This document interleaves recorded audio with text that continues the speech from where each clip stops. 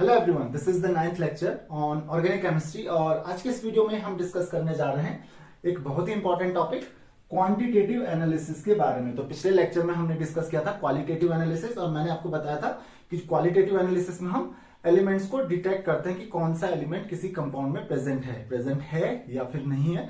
तो एलिमेंट्स की प्रेजेंस को हम डिटेक्ट करते हैं क्वालिटेटिव एनालिसिस में।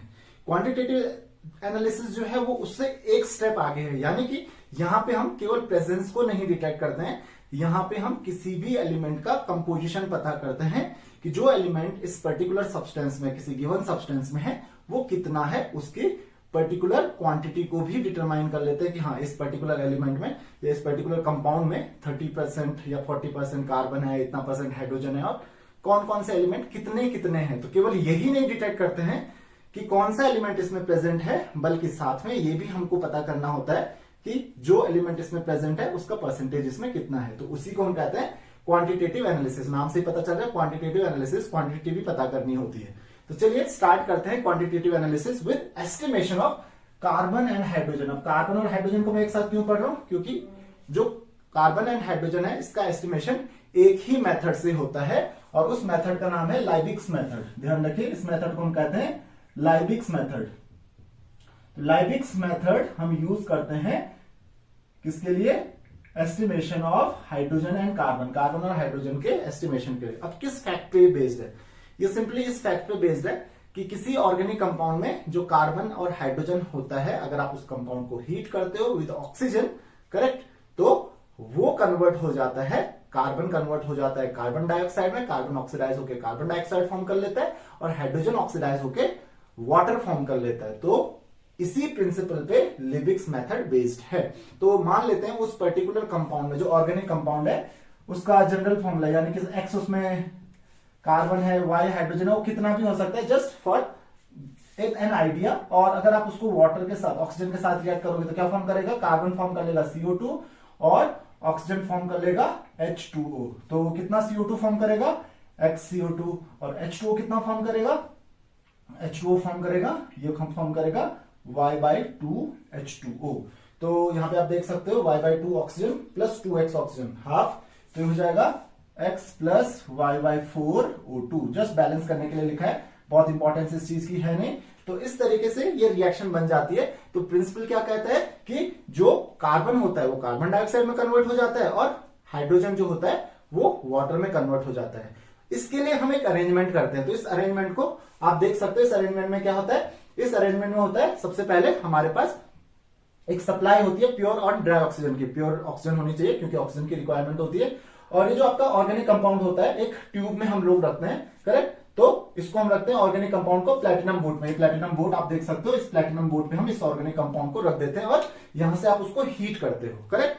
किसकी सप्लाई में? ऑक्सीजन की सप्लाई में। अब ये जब आगे जाता है, फर्नेस यहां पे होती है, फर्नेस में हम क्या करते हैं, ये फर्दर बर्न होता है, और जो अगर कुछ ट्रेसेस रह जाते हैं किसके, उस पर्टिकुलर सब्सटेंस के अगर कुछ ट्रेसेस रह जाते हैं, तो यहां पे कॉपर ऑक्साइड पैलेट्स होते हैं, ये क्या करते हैं, उनको फर्दर ऑक्सीडाइज करके, अगर कुछ रह जाता है कार्बन या फिर हाइड्रोजन, उनको फर्दर ऑक्सीडाइज करके कार्बन डाइऑक्साइड और वाटर में कन्वर्ट करता है। तो इसका मतलब इससे आगे क्या मिलेगी हमको? इससे आगे मिलेगी हमको कार्बन डाइऑक्साइड और वाटर। अब आप सोचोगे कार्बन डाइऑक्साइड और वाटर ही क्यों मिलेगी? हो सकता है कुछ और भी सब्सटेंसेस प्रेजेंट हो। हाँ, और भी सब्सटेंसेस प्रेजेंट हो सकते हैं, और वो भी आपको मिल सकते हैं, और भी गैसेस मिल सकते हैं, लेकिन अभी हम उनकी बात नहीं कर रहे हैं क्योंकि हमको उसकी रिक्वायरमेंट नहीं है, करेक्ट। अब हम क्या करते हैं, ये जो कार्बन डाइऑक्साइड होती है और वाटर होता है, मैंने बताया ना यहाँ पे दो चीज आपको जरूर मिलेंगी, वाटर एंड कार्बन डाइऑक्साइड। तो यहाँ पे ये जो गैसेस होती हैं वो पास होती हैं आगे, वेपर जो भी होगी पास होगी आगे, और ये anhydrous calcium chloride U shape में, यू ट्यूब होती है एक आपके पास, यू शेप की ट्यूब होती है, उसमें हम एनहाइड्रस कैल्शियम क्लोराइड ऐड कर देते हैं, और ये एनहाइड्रस कैल्शियम क्लोराइड क्या करता है, ये वाटर वेपर को एब्सॉर्ब कर लेता है, जबकि बाकी चीजें आगे निकल जाती है। तो कार्बन डाइऑक्साइड आगे जाएगी, और पोटेशियम हाइड्रोक्साइड सॉल्यूशन जो होगा ये कार्बन डाइऑक्साइड को एब्सॉर्ब कर लेगा, आगे लगा होता है पोटेशियम हाइड्रोक्साइड सॉल्यूशन। अब आप देख सकते हो यहाँ पे बाकी जो एग्जॉस्ट गैसेस होंगे वो बाहर निकल जाएंगे। यहाँ पे अगेन कैल्शियम क्लोराइड का बल्ब लगा होता है, और इसको लगाने का रीजन होता है कि ये बाहर से आने वाले मॉइस्चर से प्रोटेक्ट करता है, अदरवाइज मॉइस्चर बाहर से आ जाएगा तो हमको कैलकुलेशन करने में प्रॉब्लम होगी, क्योंकि वेट जो होगा वो चेंज हो जाएगा, करेक्ट।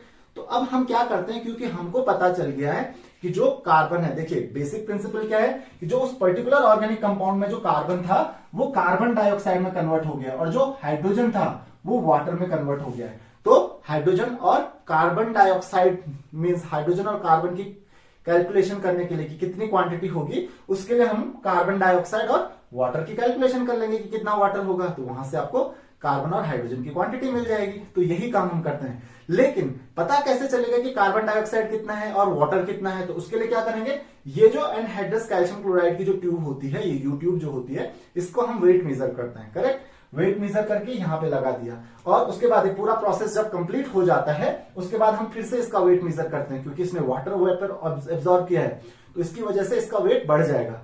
कितना इसका वेट इंक्रीज हुआ है, वहां से हमको वाटर का कंटेंट मिल जाएगा कि मॉइस्चर कितना प्रोड्यूस हुआ है, वाटर वेपर कितना प्रोड्यूस हुआ है। तो वाटर का मुझे वेट मिल गया यहां से। उसी तरीके से अगर मुझे कार्बन डाइऑक्साइड का वेट निकालना है तो KOH सॉल्यूशन जो है इसका वेट करेंगे हम पहले, एक्सपेरिमेंट करने से पहले। एक बार हमने पूरा एक्सपेरिमेंट कर दिया, क्योंकि एक्सपेरिमेंट करते हुए एक्सपेरिमेंट के टाइम पे क्या करेगा, कार्बन डाइऑक्साइड को एब्जॉर्ब कर लेगा। तो हम क्या करेंगे, उसके बाद कार्बन डाइऑक्साइड का वेट निकालने के लिए क्या करेंगे, फिर से इसका वेट करेंगे। जितना इसका वेट इंक्रीज हुआ, वेट इंक्रीज क्यों हुआ, क्योंकि इसने कार्बन डाइऑक्साइड एब्जॉर्ब की है। तो जितनी इसने कार्बन डाइऑक्साइड एब्जॉर्ब की होगी उतना ही इसके वेट में इंक्रीमेंट होगा। तो वहां से हम कार्बन डाइऑक्साइड का वेट भी पता कर लेंगे। तो बहुत सिंपल सा प्रोसेस है।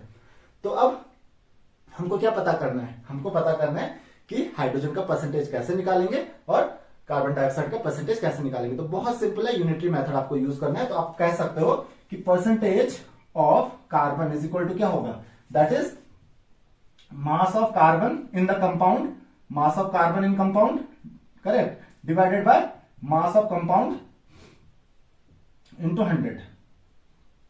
परसेंटेज ऐसे ही तो निकालते हैं। तो लेट मान लेते हैं W जो है, late us say W equal to mass of sample. Sample मतलब कौन सा सैंपल, ये वाला सैंपल जो ऑर्गेनिक कंपाउंड लिया था उसका मास कितना है मान लेते हैं W, मास या वेट कितना है W मान लेते हैं, उसका मास है। करेक्ट।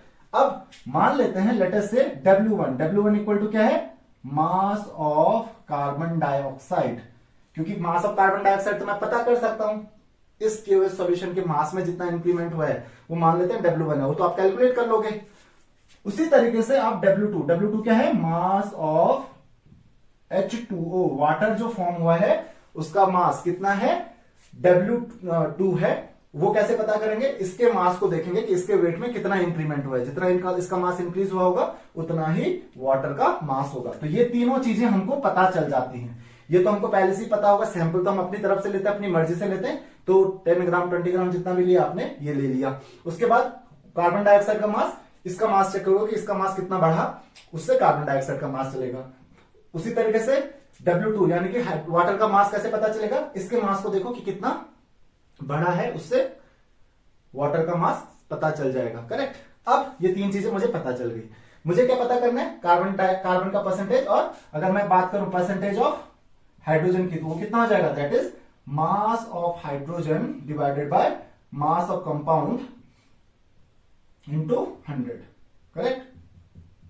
अब देखिए यहां पर खास बात क्या है, आपको पता है कि कार्बन जो है वो किसमें कन्वर्ट हो गया, कार्बन डाइऑक्साइड में। कार्बन डाइऑक्साइड का मॉलिक्यूलर मास होता है 44। 44 क्यों, 12 होता है कार्बन का प्लस 2 इंटू 16, 32 होता है ऑक्सीजन का। अब इस 44 अगर 44 ग्राम कार्बन डाइऑक्साइड है तो उसमें से 12 ग्राम तो क्या होगा, कार्बन होगा। तो इसका मतलब मैं क्या कह सकता हूं कि mass of carbon in 44 gram CO2 कितना होगा, दैट इज इक्वल टू 12 ग्राम। तो mass of carbon in 1 gram CO2, 1 ग्राम में कितना होगा, 1 ग्राम में देखिए कितना होगा, वो हो जाएगा 12/44 ग्राम। और अगर मास ऑफ कार्बन इन कितना ग्राम, मेरे पास कितना ग्राम है, W1 ग्राम ऑफ CO2 कितना हो जाएगा, 12/44 इंटू W1। करेक्ट। ये क्या मिल गया मुझे, मास ऑफ कार्बन मिल गया। तो यहां से परसेंटेज ऑफ कार्बन मैं कैलकुलेट कर सकता हूं, that is percentage of carbon is equal to क्या है, mass of carbon. Mass of carbon कहां है, ये रहा। W1 ग्राम कार्बन डाइऑक्साइड में कितना कार्बन होगा, ये वो कार्बन आया कहां से, यही कंपाउंड से तो आया था। तो कार्बन का मास मुझे पता चल गया अपॉन मास ऑफ कंपाउंड। तो यहां से मैं निकाल सकता हूं percentage of carbon is equal to mass of carbon, क्या बोला 12/44। तो 12 by 44 W1 upon mass of compound. Mass of compound कितना है, मास ऑफ सैंपल जो होगा दैट इज W इंटू 100। तो यहां पे मिल गया मुझे परसेंटेज ऑफ कार्बन। देखिए कितना सिंपल था परसेंटेज ऑफ कार्बन को कैलकुलेट करना। उसी तरीके से हम हाइड्रोजन भी कैलकुलेट कर लेंगे। देखो हाइड्रोजन किस में कन्वर्ट हो जाता है, वाटर में। अब वाटर का मॉलिक्यूलर मास होता है 18 का मतलब 18 क्यों होता है, 2 हाइड्रोजन का होगा, 2 इंटू 1 प्लस 16 होता है ऑक्सीजन का, करेक्ट। तो अगर मैं बोलूं 18 ग्राम, यहां पे भी देखो हम वैसे ही करते हैं कि मैं कहता हूं कि mass of hydrogen in 18 gram water. 18 gram water में कितना हाइड्रोजन का मास है, वो है 2 ग्राम, करेक्ट। तो mass of hydrogen in 1 gram of water, 1 gram water में कितना होगा, 2/18। जस्ट यूनिटरी मेथड यूज कीजिए। तो मास ऑफ हाइड्रोजन इन कितना ग्राम वाटर है मेरे पास, W2 ग्राम। तो W2 ग्राम में क्या हो जाएगा, W2 ग्राम वाटर कितना हो जाएगा, that will be equal to 2/18 into W2। तो क्या मिल गया मुझे, ये मास मिल गया मुझे हाइड्रोजन का। हाइड्रोजन का मास मिल गया कितना है, 2/18 इंटू W2। तो परसेंटेज ऑफ हाइड्रोजन भी निकाल लीजिए अब। तो क्या बोला गया, मास ऑफ हाइड्रोजन कितना है, 2/18 इंटू W2। तो 2 into W2 upon 18 divided by mass of compound. Mass of compound यानी कि मास ऑफ सैंपल जो था W इंटू 100। तो ये क्या मिल गया मुझे, परसेंटेज मिल गया हाइड्रोजन का। तो देखिए कितना सिंपल है इस चीज को कैलकुलेट करना। जस्ट यूनिटरी मेथड आपको पता होना चाहिए। ये आपका पूरा प्रोसेस आपको पता हो या ना हो, ये यूनिटरी मेथड पता होना चाहिए कि भाई मैं कैसे कैलकुलेट करूंगा। कि मेरे पास देखो क्वेश्चन में क्या होगा, मास ऑफ सैंपल आपको पता होगा, या फिर मास ऑफ सैंपल के अलावा मास ऑफ वाटर पता होगा, मास ऑफ कार्बन डाइऑक्साइड पता होगा। तो मास ऑफ कार्बन डाइऑक्साइड मान लेते हैं W1 है, तो परसेंटेज निकाल सकते हो आप कार्बन का वहां से। उसी तरीके से हाइड्रोजन का परसेंटेज डायरेक्ट निकाल सकते हो इस फॉर्मूले से। तो आई होप कि आपको ये फॉर्मूला समझ में आ गया होगा। और अगर ये फॉर्मूला आपको याद ना भी रहे तो आप ये समझ लेना कि वाटर जो मिलता है उससे आपको हाइड्रोजन की क्वांटिटी पता करनी है। फॉर्मूला यही रखना है कि कार्बन का जो परसेंटेज है mass of carbon bye mass of compound. Carbon dioxide जो है कि मान लेते हैं आपको बोला गया कि हमको मिला 10 ग्राम कार्बन डाइऑक्साइड। तो 10 ग्राम कार्बन डाइऑक्साइड में क्योंकि मुझे क्या चाहिए, केवल मास ऑफ कार्बन चाहिए, तो ऑब्वियसली कितना हो जाएगा, क्योंकि 44 ग्राम में 12 ग्राम होता है, तो 1 ग्राम में 12/44 हो जाएगा, 10 ग्राम में 12/44 इंटू 10 हो जाएगा। तो इस तरीके से 12 ग्राम या 10 ग्राम जो भी दिया है उस तरीके से आप कैलकुलेशन कर सकते हो कार्बन के लिए। तो ये फॉर्मूले रटने की जरूरत है भी नहीं वैसे आपको, जस्ट आपने अगर स्टोइकियोमेट्री ठीक से पढ़ा है तो वहां से आप इजिली इसको कर सकते हो। तो ये तो था estimation of carbon and hydrogen. और अब हम चलते हैं एस्टिमेशन ऑफ नाइट्रोजन पे। तो नाइट्रोजन के एस्टिमेशन के हमारे पास 2 मेथड्स हैं। पहला है डूमास मेथड। तो डूमास मेथड देखिए, डूमास मेथड में हम क्या करते हैं, हम हीट करते हैं ऑर्गेनिक कंपाउंड जिसमें नाइट्रोजन प्रेजेंट है।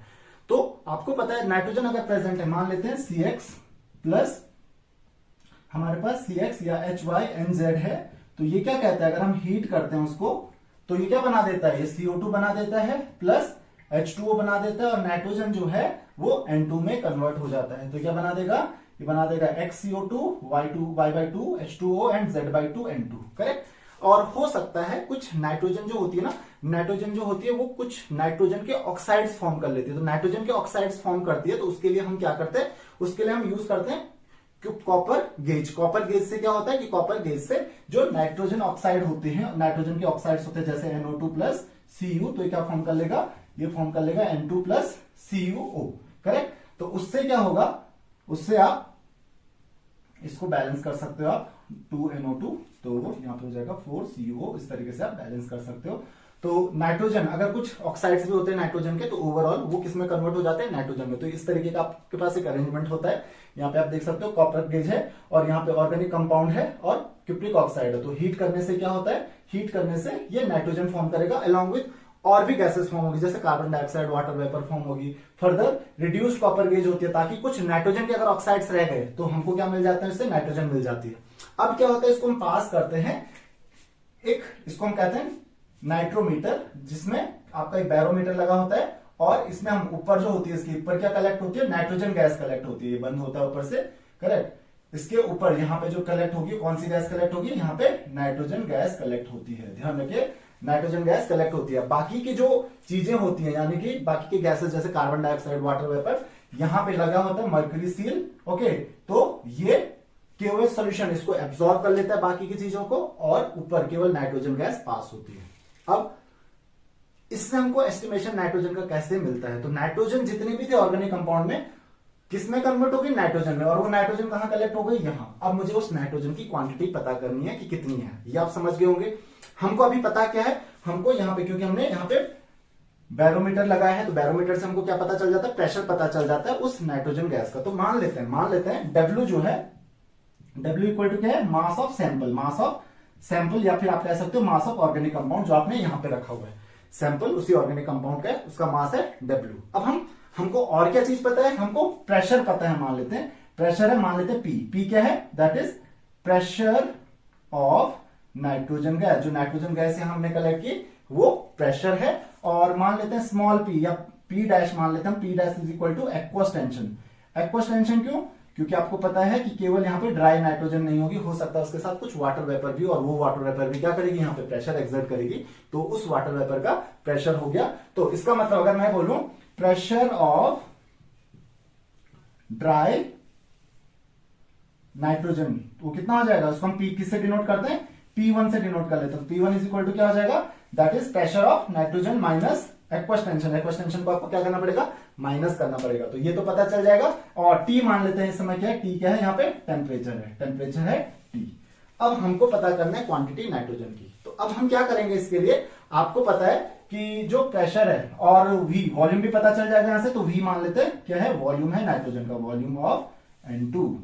तो अब क्या करते हैं हम, यहां से या V की जगह यहाँ पे टेम्परेचर T1 मान लेते हैं, वॉल्यूम V1 मान लेते हैं। तो ये हमको पता है ऑलरेडी, V1 हमको पता है, यहां से हमको और क्या पता है, P1 पता है, T1 पता है। दूसरी चीज आपको क्या पता है कि जो STP कंडीशन एट STP पे क्या होता है, STP पे जो प्रेशर होता है, प्रेशर कितना होता है, उसको हम मान लेते हैं वो होता है 760 mm ऑफ Hg, करेक्ट।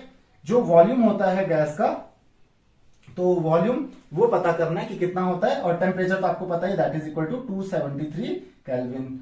तो अब हम यहाँ पे, क्योंकि जो हम रिलेशनशिप स्टैब्लिश करेंगे मास और वॉल्यूम की, वो एसटीपी पे ही कर सकते हैं, वो आपको ऑलरेडी पता है। तो इसीलिए पहले मुझे ये पता करना होगा कि वॉल्यूम कितना है एसटीपी पे। इस वाले वॉल्यूम से नहीं होगा, क्योंकि इस वाले वॉल्यूम के लिए तो टेम्परेचर कुछ और हो सकता है। तो रूम टेम्परेचर मान लेते हो, T1 कुछ भी हो सकता है और रूम टेम्परेचर पे, तो वॉल्यूम रूम टेम्परेचर पे कुछ और होता है और एसटीपी पे कुछ और होता है। और जो हम कंडीशंस, आपको याद होगा कि 1 मोल का जो वॉल्यूम होता है वो 22.4 लीटर होता है, वो केवल एसटीपी पे होता है, दूसरे टेम्परेचर पे तो चेंज हो जाएगा। तो पहले मुझे क्या करना पड़ेगा, नाइट्रोजन गैस जो है उसका वॉल्यूम पता करना पड़ेगा एसटीपी पे, और वॉल्यूम पता चल गया तो उससे मैं मास पता कर सकता हूं। तो कैसे पता कर सकता हूं, तो वो आपको पता है, P1 V1 by T1 is equal to क्या होता है, P2 V2 by T2, correct. P1 यानी कि जो प्रेशर है, ये प्रेशर ऑफ ड्राई गैस, तो आप लिख सकते हो P माइनस P डैश, या जस्ट P1 ही लिख लो यहाँ पे, या P माइनस P डैश ही लिख लो, कोई नो प्रॉब्लम, इनटू V1 क्या है, इसको V से डिनोट कर सकते हैं हम, तो V1 को हम V से लिख सकते हैं, जो वॉल्यूम है नाइट्रोजन का डिवाइडेड बाय T1, टेम्परेचर जो भी रहा होगा वहां पे, इज इक्वल टू कितना हो जाएगा, मान लेते हैं अगर रूम टेम्परेचर है, रूम टेम्परेचर अगर है तो रूम टेम्परेचर कितना होता है अराउंड, दैट इज 298 केल्विन, तब आप 298 केल्विन ले लेना, correct. Equal to P2, pressure 2 कितना है, एसटीपी पे कितना होता है 760 mm ऑफ Hg, इनटू जो टेम्परेचर होगा वो कितना होता है, V2 नहीं पता है मुझे, तो V2 हमको पता करना है, तो V2 by temperature T2, temperature कितना है 273 केल्विन। तो यहां से मुझे V2 मिल गया, V2 इज इक्वल टू कितना है, that is P minus P dash into V upon, या इंटू 273 अपॉन T, इंटू यहां पे और क्या आ जाएगा 760 T, ये आ जाएगा हमारा वॉल्यूम। तो मुझे क्या मिल गया यहां से, मुझे मिल गया volume of nitrogen at STP. और आपको पता है कि एट एसटीपी, ध्यान रखना, at STP volume of 1 mole of nitrogen. अच्छा, आपको पता है 1 मोल ऑफ नाइट्रोजन मतलब क्या हुआ, 28 ग्राम। तो at STP volume of 1 mole यानी कि 28 gram N2, 28 gram N2 is equal to क्या होता है 22.4 लीटर, या आप कह सकते हो 22400 सेंटीमीटर क्यूब, करेक्ट। या आप कह सकते हो 22,400 सेंटीमीटर क्यूब का जो मास होता है कितना होता है 28 ग्राम होता है। हमारे पास यहाँ पे क्या है, V2 है, V2 मुझे पता चल गया। तो अगर मुझे क्या पता करना है कि मास पता करना है, तो आप कह सकते हो कि mass of 22400 centimetre cube nitrogen equal to 28 gram. तो मास ऑफ, ध्यान रखिए, mass of 1 centimetre cube N2 is equal to कितना हो जाएगा, दैट इज 28/24 या 22400 ग्राम। ये 1 सेंटीमीटर क्यूब का है और मेरे पास मास कितना है, मान लेते हैं V2 सेंटीमीटर क्यूब है, तो mass of V2 centimetre cube equal to कितना हो जाएगा, ये ध्यान रखिए, V2 सेंटीमीटर क्यूब का कितना हो जाएगा, दैट इज 28/24000 इंटू V2। इसका मतलब क्या हुआ, अगर मुझे परसेंटेज मास मिल गया ना मुझे V2 सेंटीमीटर क्यूब नाइट्रोजन का, तो मास मिल गया मुझे क्या चाहिए, अब मुझे परसेंटेज कंपोजिशन निकालना है, तो percentage of nitrogen is equal to कितना हो जाएगा, mass of nitrogen that is 28 into V2 upon 2400 into 100, sorry 22400 होगा, 22400 इंटू, ध्यान रखिए 22400 इंटू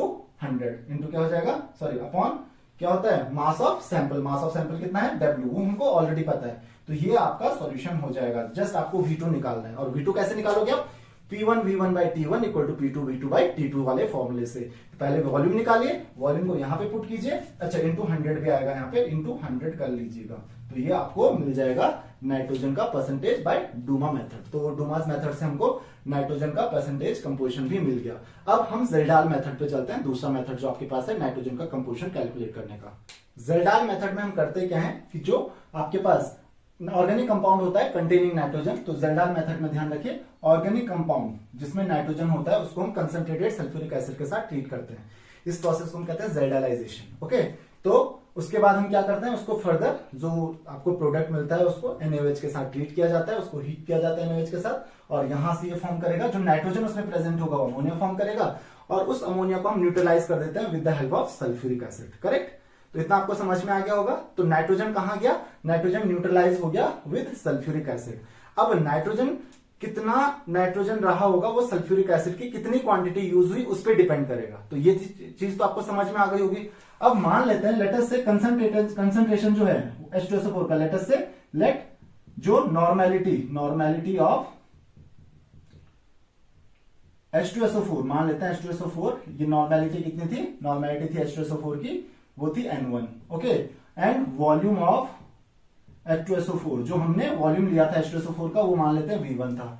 उसी तरीके से नॉर्मेलिटी, अच्छा अब जो, क्योंकि अब H2SO4 तो हमने यूज किया, लेकिन वो पूरा का पूरा H2SO4 तो यूज होगा नहीं, कुछ H2SO4 बच जाएगा। उस H2SO4 को हम ट्रीट कर लेते हैं किसके साथ, सोडियम हाइड्रोक्साइड के साथ। तो सोडियम हाइड्रोक्साइड के साथ मान लेते हैं नॉर्मेलिटी ऑफ NaOH, जो NaOH की नॉर्मेलिटी थी वो मान लेते हैं क्या है, N2, and volume of NaOH use, ये वाला नहीं, सल्फ्यूरिक एसिड को न्यूट्रलाइज करने के लिए जो वॉल्यूम आपने यूज किया है टू न्यूट्रलाइज H2SO4, तो उसको मान लेते हैं वो कितना है, वो वॉल्यूम है V2। अब यहां पर हम कैसे कैलकुलेशन करेंगे, क्योंकि H2SO4 जो है वो वॉल्यूम V1 हमने लिया था, उसमें से कुछ तो अमोनिया के साथ रिएक्ट कर जाएगा, क्योंकि कुछ तो अमोनिया को न्यूट्रलाइज करने के लिए यूज हो जाएगा। तो मान लेते हैं let us say let V volume of H2SO4 is left to get neutralized। ये न्यूट्रलाइज किसने किया, बाय NaOH। ओके, तो आपको पता है कि V वॉल्यूम अगर NaOH का न्यूट्रलाइज हुआ तो आपको पता है नंबर ऑफ मोल्स इक्वल होने चाहिए, यानी कि N1V1 इक्वल टू N2V2 वाला फॉर्मूला हम यूज करेंगे। लेकिन यहां पे नॉर्मेलिटी कितनी है सल्फर H2SO4 की, दैट इज N1, और वॉल्यूम कितना न्यूट्रलाइज किया, V किया, न कि V1। तो N1 into V is equal to N2 into V2। तो यहां से आपको क्या मिल जाएगा, V मिल जाएगा। V वॉल्यूम जो है, V वॉल्यूम कितना हो जाएगा, that is equal to N2 into V2। Correct, या आप कह सकते हो जो वॉल्यूम V2 है, वॉल्यूम V2 क्या है, that is volume of NaOH use. तो यहां से आप फॉर्मूला यूज करोगे N1V1 is equal to N2V2। तो ये आपको इतना समझ में आ गया होगा, N1V1 इक्वल टू N2V2 वाला फॉर्मूला क्यों यूज किया, क्योंकि आपको पता है जो नंबर ऑफ ग्राम इक्विवेलेंट्स होते हैं किसी भी रिएक्शन में, दो अगर एसिड्स एंड बेसिस रिएक्ट करते हैं तो नंबर ऑफ ग्राम इक्विवेलेंट्स क्या करते हैं, इक्वल यूज होते हैं। तो यहां से आप V की वैल्यू क्या लिखोगे, that is N2 into V2 by N1। ये किसकी वैल्यू मिल गई, यहां से V की वैल्यू मिल गई। अब हम क्या करेंगे, जो वॉल्यूम किसका H2SO4 का, ध्यान रखिए जो अमोनिया के साथ रिएक्ट हुआ होगा, तो वो मान लेते हैं वो कितना होगा, क्योंकि हमने इनिशियली कितना वॉल्यूम लिया था H2SO4 का V1, उसमें से बच कितना गया था, V बच गया, तो इसका मतलब यूज कितना हुआ होगा अमोनिया के साथ, that is V1 minus V। तो volume of H2SO4 reacting with या रिएक्ट्स विथ NH3 वो कितना हो जाएगा, that will be equal to V1 minus V। कितना हो जाएगा ये, V1 माइनस V। और यहां से वॉल्यूम मिल गया आपको, तो अब क्या पता कर लेते हैं हम लोग, नंबर ऑफ ग्राम इक्विवेलेंट्स पता कर लेते हैं, क्योंकि वॉल्यूम इतना यूज हुआ और जो नॉर्मेलिटी है वो N1 है, किसकी, H2SO4 की। तो number of gram equivalents of H2SO4, तो वो कितना हो जाएगा, that will be equal to N1 into V1 minus V। और एक चीज ध्यान रखिए, जो नंबर ऑफ ग्राम इक्विवेलेंट्स हम जब देते हैं तो उसमें यहां पे क्योंकि वॉल्यूम हम ml में लेते हैं, और ml को क्योंकि नॉर्मेलिटी में हम किस में लेते हैं, वॉल्यूम को, नॉर्मेलिटी में हम वॉल्यूम को लेते हैं लीटर में, जबकि जो क्वेश्चन में गिवन होता है वो ml में दिया होता है। तो अगर ml में गिवन है तो उससे 1000 से डिवाइड कर देना। तो number of gram equivalents of H2SO4 कितना हो जाएगा, that is N1 into V1 minus V। यानी कि ये जो ग्राम इक्विवेलेंट्स रिएक्ट किए, ये किसके साथ रिएक्ट किए, ये किया था अमोनिया के साथ। और आपको पता है कि जो नंबर ऑफ ग्राम इक्विवेलेंट्स होंगे अमोनिया के और सल्फ्यूरिक एसिड के, भाई न्यूट्रलाइजेशन रिएक्शन है तो नंबर ऑफ ग्राम इक्विवेलेंट्स दोनों के बराबर होने चाहिए। इसका मतलब number of gram equivalents of NH3 वो भी कितना हो जाएगा, वो भी इतना ही तो होगा, that is N1 into V1 minus V by 1000। और V कैसे पता चलेगा हमको, V पता चलेगा यहां से, that is N2 into V2 by N1। Okay, ये चीज यहां पे पुट कर देना, पहले V आप कैलकुलेट कर लोगे। तो हमको क्या पता चल गया, number of gram equivalents of ammonia. और आपको पता है नंबर ऑफ ग्राम इक्विवेलेंट्स का फॉर्मूला क्या होता है, that is equal to mass divided by gram equivalent mass. तो ग्राम इक्विवेलेंट मास में अमोनिया का सेम होगा, दैट इज 17। तो इसका मतलब एक ग्राम इक्विवेलेंट में कितना अमोनिया हुआ, दैट इज 17 ग्राम। और उस 17 ग्राम में भी नाइट्रोजन कितना होता है, 14 ग्राम। तो ध्यान रखिए 1 gram equivalent of NH3 contains 14 gram of nitrogen. तो इसका मतलब इतना ग्राम NH3 का हमारे पास, तो मास ऑफ नाइट्रोजन पता चल जाएगा हमको यहां से। मास ऑफ नाइट्रोजन कितना हो जाएगा, mass of nitrogen is equal to, यहां पे नाइट्रोजन लिख लो, तो mass of nitrogen is equal to कितना हो जाएगा, that is equal to number of gram equivalents N1 into V1 minus V upon 1000 into 14 times हो जाएगा।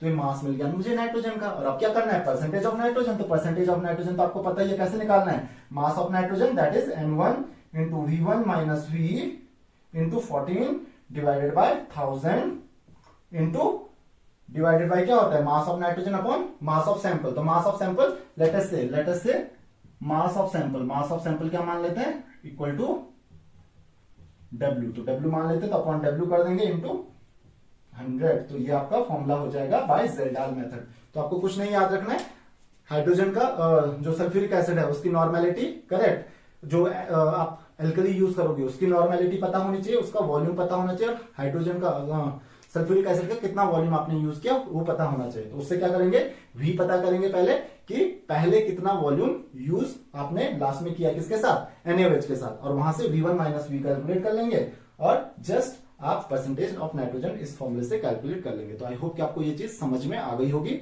चलिए नेक्स्ट चलते हैं हम लोग, नेक्स्ट टॉपिक है आपके पास एस्टिमेशन ऑफ हेलोजन। ये बहुत आसान है।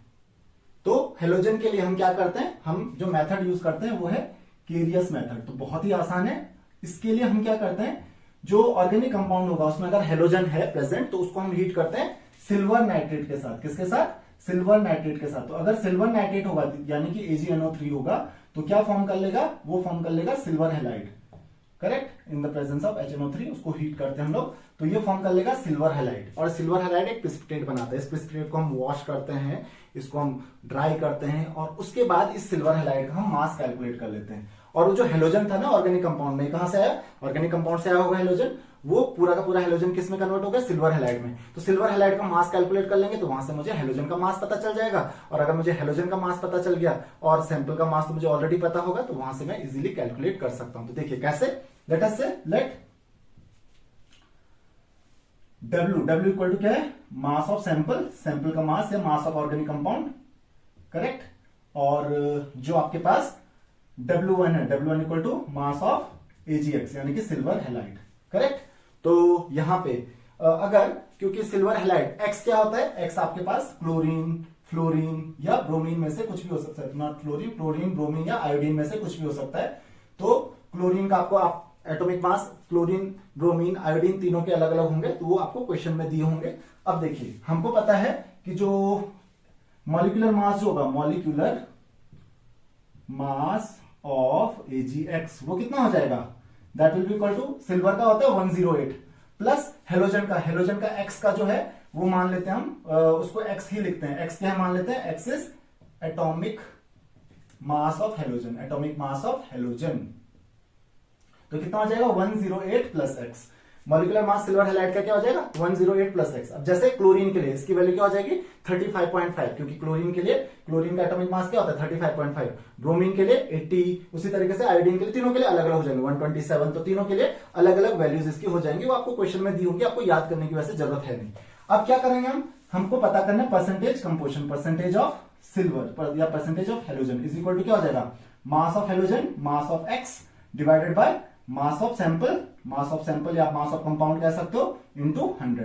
तो मास ऑफ एक्स, क्योंकि देखो molecular mass of x, silver halide का मॉलिक्यूलर मास कितना है, दैट इज 108 प्लस एक्स। और इस 108 प्लस एक्स में से एक्स क्या है, एक्स क्या है, अगर टोटल मास जो है अगर 108 प्लस एक्स ग्राम है, तो इस 108 प्लस एक्स ग्राम में से एक्स ग्राम तो क्या है, हेलोजन है, यानी कि 1 ग्राम हेलोजन में या 1 ग्राम AgX में कितना हेलोजन होगा, x अपॉन 10 या 1 अपॉन या x अपॉन 108 प्लस एक्स ग्राम क्या होगा आपके पास, हेलोजन होगा। क्यों, क्योंकि 108 प्लस एक्स ग्राम में अगर x ग्राम है तो 1 ग्राम में कितना होगा, x अपॉन 108 प्लस एक्स। तो यहां पे 1 ग्राम में है, मेरे पास कितना ग्राम है, W1 ग्राम है, तो कितना हो जाएगा, that is equal to x upon 108 plus x into W1 divided by W into 100। Mass of x ये रहा upon mass of sample W हो गया।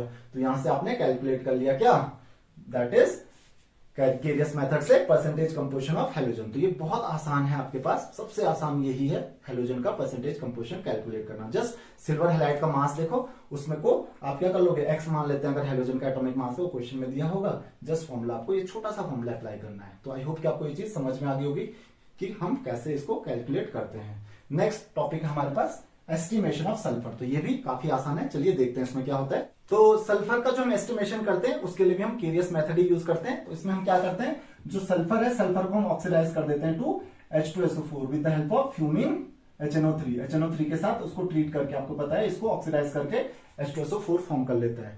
अब इस H2SO4 का हम क्या करते हैं, क्योंकि सल्फ्यूरिक एसिड तो लिक्विड स्टेट में ही होगा, इसको हम ट्रीट करते हैं किसके साथ, बेरियम क्लोराइड के सॉल्यूशन के साथ। तो ये क्या बना देगा, ये बेरियम सल्फेट बना देगा, BaSO4 plus BaCl2, correct, BaSO4 plus HCl बन जाएगा 2HCl, करेक्ट।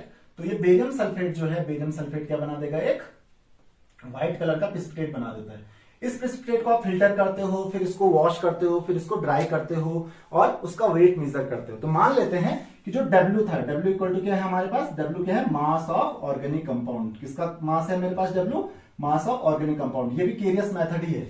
तो W क्या है, मास ऑफ ऑर्गेनिक कंपाउंड, और W1 क्या है, मास ऑफ BaSO4, क्योंकि इस BaSO4 के मास को आप मेजर कर लोगे, करेक्ट। तो परसेंटेज कंपोजिशन आपको पता है, परसेंटेज ऑफ सल्फर। तो देखो सल्फर कहां गया, सल्फर जो है पहले वो सल्फ्यूरिक एसिड में कन्वर्ट हुआ, तो सल्फर सल्फ्यूरिक एसिड में चला गया, फिर वो सल्फ्यूरिक एसिड को BaCl2 के साथ ट्रीट किया तो वो बेरियम सल्फेट में चला गया सल्फर। तो बेरियम सल्फेट में सल्फर होगा, वो पता करते हैं बेरियम सल्फेट में सल्फर कितना होगा।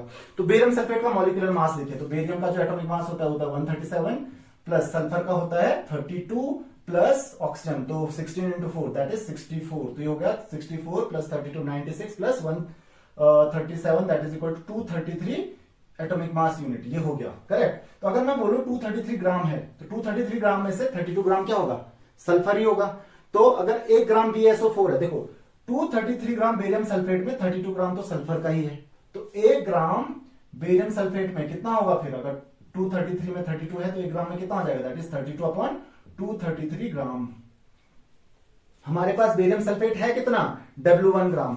तो ये कितना होता है, that is mass of sulphur divided by mass of organic compound, या आप कह सकते हो मास ऑफ सैंपल। तो मास ऑफ ऑर्गेनिक कंपाउंड जो लिया था वो तो हम खुद अपनी मर्जी से लेंगे, तो कैलकुलेट करके ही लेंगे, तो वो हम पहले ही कैलकुलेट कर लेते हैं। इक्वल टू कितना हो जाएगा, मास ऑफ सल्फर कितना बोला, 1 ग्राम में तो 232/233 होता है, तो W1 ग्राम में क्या होगा, 32/233 इंटू W1। तो ये हो गया mass of sulphur upon mass of compound. Organic compound का मास कितना है, W इंटू 100, तो 32 into W1/233 into W into 100। ये कितना आ गया, ये आ गया परसेंटेज ऑफ सल्फर। तो इस तरीके से आप सल्फर का परसेंटेज कंपोजिशन बहुत इजीली कैलकुलेट कर सकते हो with the help of carious method. Simple barium sulphate का मास कैलकुलेट कर लो, मींस कैलकुलेट क्या करना है, क्वेश्चन में ही दिया होता है आपको, वहां से आप सल्फर का मास पता कीजिए और सीधा mass of sulphur upon mass of sample into 100, सब कुछ क्वेश्चन में दिया होता है। तो आई होप कि आपको सिर्फ उस फैक्टर को 32/233 से क्यों मल्टीप्लाई करना है ये भी आपको समझ में आ गया होगा। और लास्ट है हमारे पास एस्टिमेशन ऑफ फास्फोरस, तो चलिए ये भी डिस्कस कर लेते हैं। तो फास्फोरस के एस्टिमेशन के लिए भी हम यही काम करते हैं। क्या करते हैं, सबसे पहले जो फास्फोरस अगर ऑर्गेनिक कंपाउंड में प्रेजेंट है, तो ऑर्गेनिक कंपाउंड को हम किसके साथ ट्रीट करते हैं, फ्यूमिंग HNO3 के साथ। तो ये क्या बनाता है, ये बना देता है H3PO4, यानी कि फास्फोरिक एसिड ये फॉर्म कर लेता है। तो फास्फोरस जो होता है अगर प्रेजेंट है तो फास्फोरिक एसिड फॉर्म कर लेगा।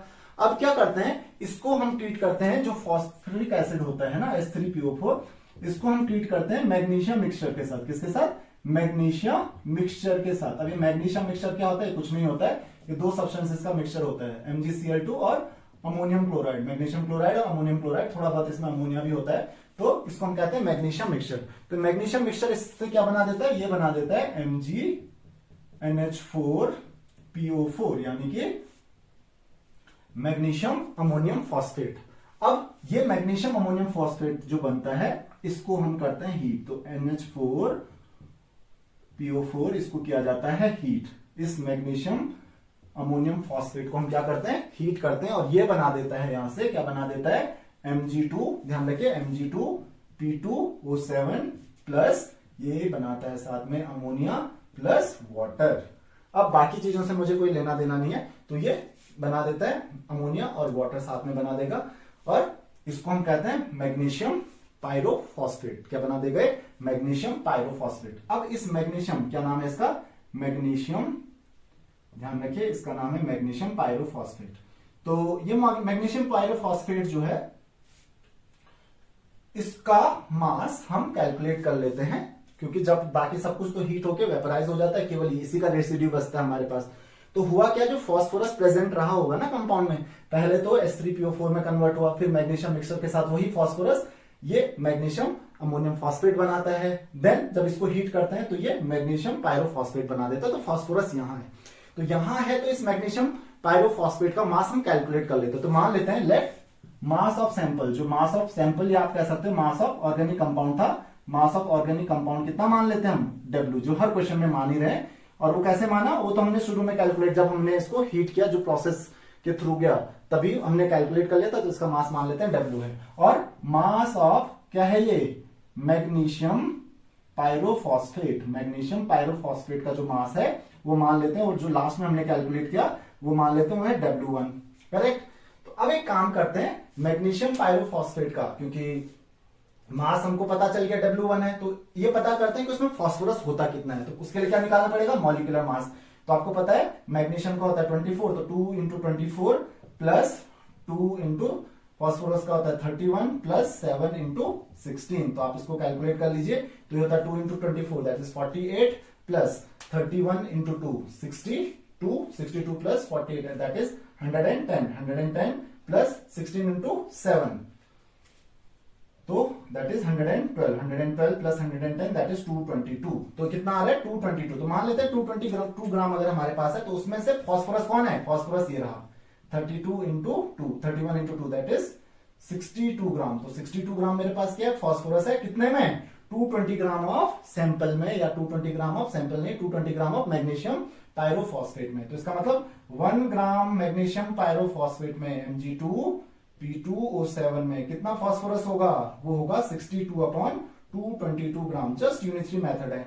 और W1 ग्राम में कितना होगा फिर, that will B 62/222 into W1। तो ये क्या मिल गया मुझे, this is the mass of phosphorus, ये मिल गया। तो अब परसेंटेज ऑफ फॉस्फोरस कैसे निकालेंगे, percentage of phosphorus is equal to mass of phosphorus divided by mass of organic compound, mass of organic compound या जिसको आप कहते हैं मास ऑफ सैंपल। तो mass of organic compound into 100। तो मास ऑफ फॉस्फोरस हमने कैलकुलेट कर लिया। देखो हर क्वेश्चन में हम यही काम कर रहे हैं। तो ये कितना हो जाएगा, देखिए 62 into W1, 62 into W1 bye upon क्या आ रहा है 222 divided by mass of organic compound, वो कितना दिया हुआ है W, 222 इंटू W इंटू 100। तो ये क्या आ गया, परसेंटेज ऑफ फॉस्फोरस भी आपने कैलकुलेट कर लिया। तो आई होप कि आपको ये भी समझ में आ गया होगा। सो ये तो था percentage estimation of phosphorus. So this is all in this lecture. अगर आपकी कोई भी क्वेरीज हैं, कोई भी डाउट्स हैं, तो आप मुझे कमेंट्स, फेसबुक, इंस्टाग्राम कहीं पे भी क्वेश्चंस पूछ सकते हैं। So see in the next lecture. Thank you very much.